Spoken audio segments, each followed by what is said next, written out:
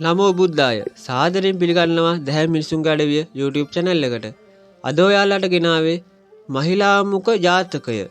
මහිලාමුක ඇත් රජුගේ කතාව.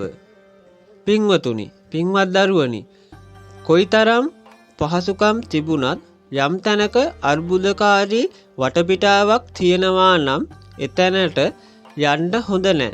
නැති කරදරවල පැටලෙනවා. සැකයට බඳුන් වෙනවා. මේ කතාවෙන් කියවෙන්නේ එබඳු දෙයක්. ඒ දවස්වල අපගේ භාග්‍යවතුන් වහන්සේ වැඩ සිටියේ රජගහනුවර වේළුවනාරාමයේ. ඒ කාලේ දේවදත්ත 이르දි ප්‍රතිහාර්ය දක්වලා අජාසත් කුමාරයාව පහදවාගෙන තිබුණා. අජාසත් කුමාරයා සෑහෙන්ට වියදම් කරවා දේවදත්ත වෙනුවෙන් යාග ශීර්ෂයේ ලස්සන පන්සලක් කෙරෙව්වා. නොයෙක් ප්‍රනීත භෝජනයන්ගෙන් යුක්ත ආහාර බඳුන් 500ක් දිනපතා එතනට පිටත් කළා.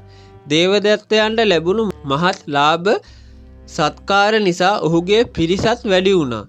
ඔය අතරේ රජගහනුවර යහළුවෝ දෙන්නෙක් පැවිදි වෙන්නට කැමැත්තෙන් සිටියා. ඔවුන්ගෙන් එක් අයෙක් අපගේ භාග්‍යවතුන් වහන්සේ ළඟ පැවිදි වුණා. අනෙක් කෙනා සිටියේ ගයාවේ. ඔහු දේවදත්ත භාග්‍යවතුන් වහන්සේට විරුද්ධව ගිය බව දන්නේ නැහැ. ඔහු ගිහින් දේවදත්ත ළඟ පැවිදි වුණා. මේ යහළු භික්ෂූන් දෙදෙනා වරින් වර මුණ ගැසෙනවා. දවසක් දේවදත්ත ළඟ ඉන්න භික්ෂුව අනික් භික්ෂුවට මෙහෙම කිව්වා. "හනේ ඇවැත්නි, දිනපතා දහදිය වගුරවාගෙන පිණ්ඩපාතේ කරගන්නට ඔය තරම් දුක් විඳින්නේ ඇයි? බලන්න දේවදත්ත ගැන. ගයා ශීර්ෂයේ පන්සලේම නැවතිලා ඉන්නවා. නිතිපතා නානුග්‍ර රසයෙන් ප්‍රතිමණ්ඩිත ප්‍රනීත භෝජන වළඳනවා නොවේ. අපිත් හරිම පහසුවෙන් ඉන්නේ. කිසි කරදරයක් නැහැ. අනේ ඇවැත්නි, මොනවාට දුක් විඳිනවාද? නිකමට වඩින්ට ඒ පැත්තේ. පාන්දරින් ගයා ශීර්ෂයට වැඩියොත් හීලෙන් කැඳ වළඳින්නට පුළුවනි. ඊට පස්සේ 18 වැදෑරුම් රස කැවිලි වළඳින්නට පුළුවනි. දහවල ප්‍රනීත භෝජන වළඳින්නට පුළුවනි." ඉතින් මේ භික්ෂුව තමන්ට වඩින්ට කියලා නැවත නැවත කියන නිසා එය ඇසූ භික්ෂුවටත් ගයා ශීර්ෂයට වඩින්නට කැමැත්ත ඇති වුණා.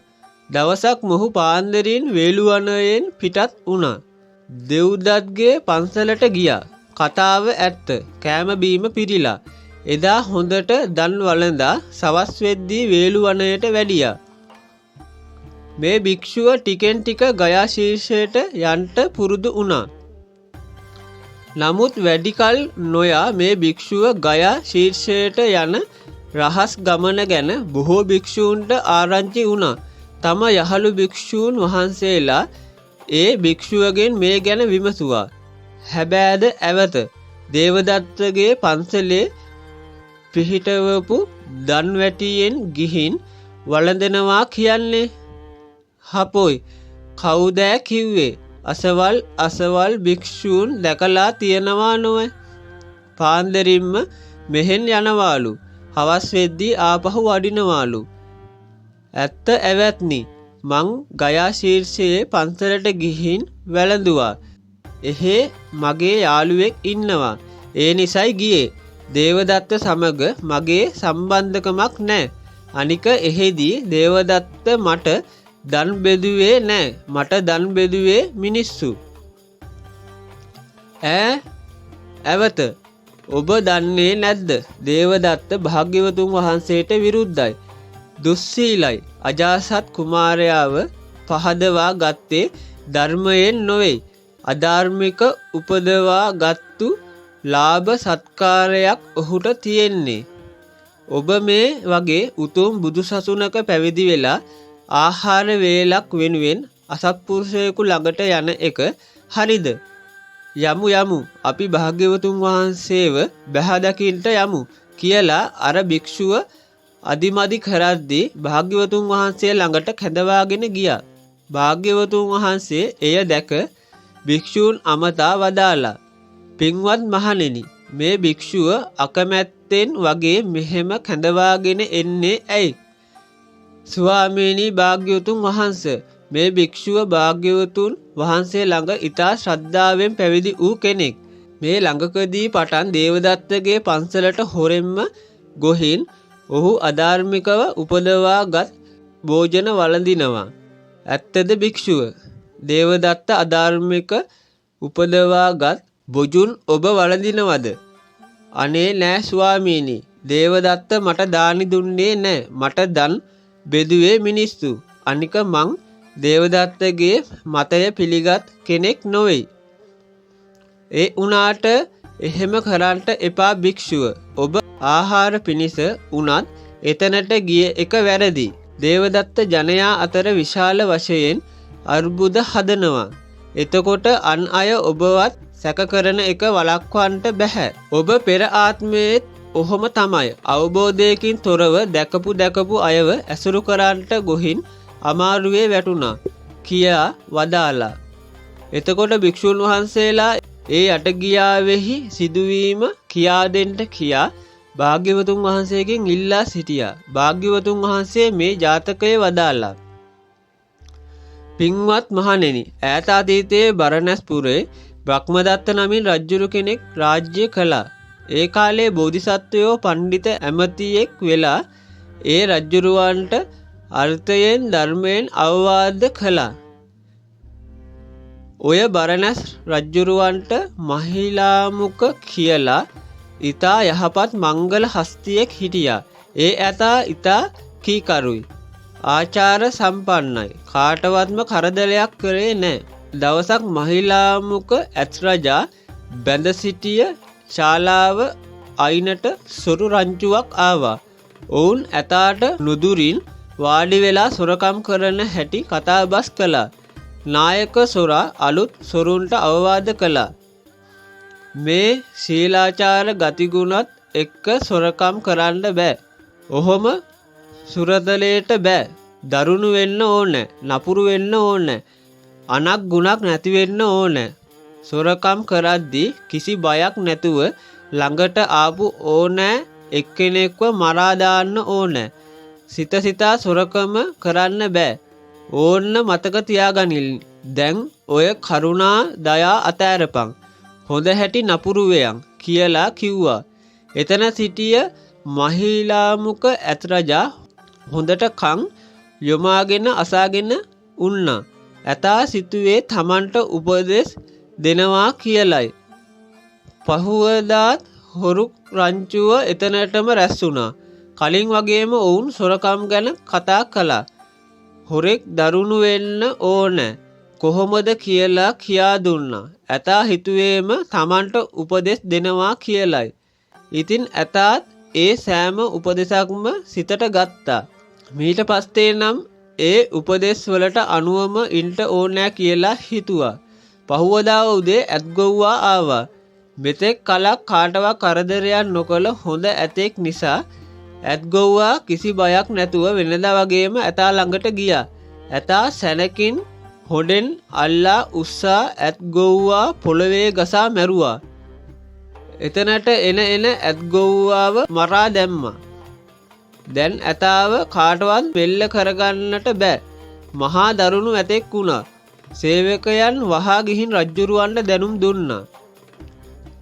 දේවයන් වහන්ස අර අප ළඟ සිටිය ශාන්ත ගතිගුණ තිබුණු මහිලාමුක ඇත් රජා හදිසියේම පිස්සු වැටිලා මහා භයානක තත්වයකට පත්වෙලා කාටවත් ලං වෙන්නට බෑ. ළඟට එන කෙනාව මරනවා. එතකොට රජ්ජුරුවෝ මේ ගැන වහාම සොයා බලන්න කියලා බෝසත් ඇමතිතුමාව මහිලාමුක ඇත් රජා ළඟට පිටත් කළා. බෝධිසත්වයෝ එතනට ගොහින් ඊතා හොඳින් පරීක්ෂා කළා. ඇතාට රෝග වැළඳුණු බවට කිසිම ලකුණක් නැහැ. දැනගන්න නම් ඇතාට කිසිම රෝගයක් නැහැ. කාගෙන් හරි වැරදි උපදේශයක් ලැබී තියෙන පාටයි. ඇතා නරක් වුණේ ඒ නිසාම වෙන්න ඕනේ කියා කල්පනා කොට වටේ සිටිය ඇත්ගොව්වන්ගෙන් ඇහුවා. මේ ඇතා බැඳලා හිටිය කිට්ටුවෙන් කවුරු හරි ඇවිල්ලා මොනවා හරි කතාබස් කළාද? එහෙමයි ස්වාමීනි. කොළු රෑනක් ඇවිත් දවස් කීපයක් රෑට උතන වාඩි වෙලා කතා කර හිටියා. ඊට පස්සේ තමයි යතා නරක් උනේ. එහෙනම් නිශ්චයටම ඒ කතා කරලා තියෙන්නේ හොරු වෙන්න ඕනේ. ඔවුන්ගේ කතාව අහලා තමයි ඇතාට මේ ඇබැද්දිය උනේ කියලා බෝසත් ඇමති රජ්ජුරුවන්ට දැනුම් දුන්නා. දේවයන් වහන්සේ ඇතාට අසනීපයක් නැහැ. හොරුන්ගේ නපුරු බස් අසාගෙන ඉඳලා Tamanට ඒවා උගන්වනවා කියලා ඇතා රැවටිලා ඒ නිසයි නපුරු වෙලා තියෙන්නේ. දැන් කරන්න තියෙන්නේ සිල්වත් ශ්‍රමණ බ්‍රාහ්මණයන් ඇතාට ඇසෙන මායිමේ වාඩි කරවා යහපත් දේ අස්සවන එකයි. එතකොට හරියාවි. රජ්ජුරුවෝ සිල්වත් ශ්‍රමණ බ්‍රාහ්මණයන්ව ඇත්හලේ පැත්තකින් වාඩි කෙරෙව්වා. එතකොට ඇතාට ඇහෙන්න ඔවුන් කතාබස් කළා. හා කේන්ති ගන්ට නරකයි. කලබල වෙන්න එපා. ඉවසන්න ඕන. කරුණාවන්ත වෙන්න ඕන. Taman ළඟට එන කෙනාට ආදරයෙන් සලකන්න ඕන. කාටවත්ම හිරිහැර කරන්න එපා. ආයේ වරදක් වෙන්න තියෙන්නේ නෑ කියලා හොඳ හැටියට සිතන්න ඕන කියා සාකච්ඡා කළා. මහිලාමුක ඇතා ඉතා හොඳින් සවන් දීගෙන හිටියා. මෙයාලා ඇවිත් Tamanට උගන්වනවා කියලා හිතුවා. Taman ශාන්ත කෙනෙකු වෙන්න ඕනේ කියලා දැඩිව සිතට ගත්තා. එදා පටන් ඇතා යහපත් වුණා. රජ්ජුරුව බෝසත් ඇමතිගෙන් ඇහුවා. දරුව දැන් කොහොමද ඇතාට? කලින් වගේ ශාන්ත වුණාද? එහෙමයි දේවයන් වහන්සේ. මෙබඳු දුෂ්ට ඇතාත් නුවණැත්තන් නිසා Taman ළඟ තිබුණු පැරණි ගුණදහම් වල නැවත පිහිටන්නට ලැබුණා කියා මේ ගාථාව පැවසුවා. සොරුන්ගෙන් වදන් අසා නපුරුව තම ඇත් ගොව්වන්ද නසා මුලාව ගිය ඇත් රජා සිල්වතුන්ගේ පස් සසා හැම ගුණයේ පිහිටියේ උතුම් ඇතා. දැක්ක නේද පින්වත් භික්ෂුව? පෙර ආත්මයේත් ඔබ දැකපු අයව ඇසුරු කරන්නට ගියා. සිතා බැලුවේ නෑ. සොරුන්ගෙන් වචනේ අසා සොරුන් ඇසුරට වැටුණා. සිල්වතුන්ගේ වචනේ අසා සිල්වතුන් ඇසුරට වැටුණා. දැන්වත් සිහිමුලා නොකරගෙන සිහිනුවණින් කටයුතු කරන්න. එදා මහිලාමුක ඇතා වෙලා හිටියේ දේවදත්තගේ පිරිසගේ ඇසුරට වැටුණු මේ භික්ෂුවයි. රජ්ජුරුව වෙලා සිටියේ අපගේ ආනන්දයන්. නුවණැති ඇමති වෙලා හිටියේ මමයි කියා භාග්‍යවතුන් වහන්සේ මෙම මහිලාමුක ජාතකයේ වදාළසේක. සියලු දෙනාටම බුදු සරණයි. අපි නැවතත් ලස්සන ජාතක කතාවකින් හමු වෙමු.